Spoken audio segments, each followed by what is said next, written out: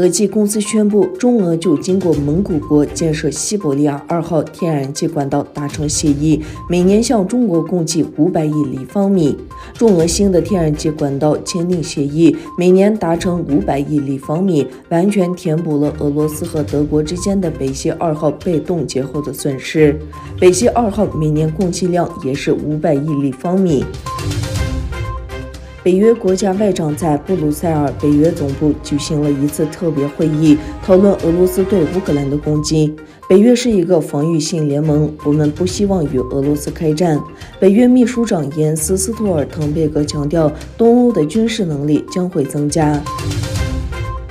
知情人士说，中国一家国有银行的莫斯科分行看到来自俄罗斯企业希望开立新账户的询问数量激增，因在俄罗斯入侵乌克兰后，俄企业正艰难应对国际制裁。据路透社报道，这位在一家中国国有银行莫斯科分行工作并直接了解该行业务的人士说，过去几天有200至300家公司与我们接洽，希望开设新账户。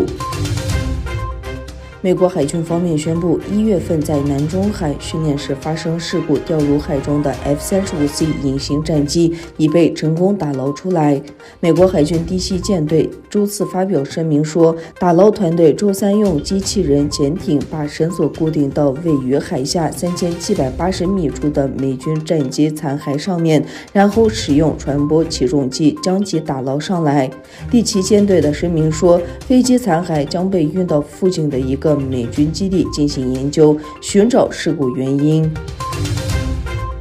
法国总统马克龙宣布，他会在下个月大选角逐第2任期。马克龙在写给法国人民的公开信中正式宣布，有意成为20年来首位连任的法国总统。巴基斯坦西北部城市白夏瓦一座什叶派清真寺昨天遭到自杀式炸弹袭击，爆炸威力强大，造成至少56名信徒死亡，194人受伤。阿富汗东部的一座清真寺4日发生爆炸，造成2人死亡，18人受伤。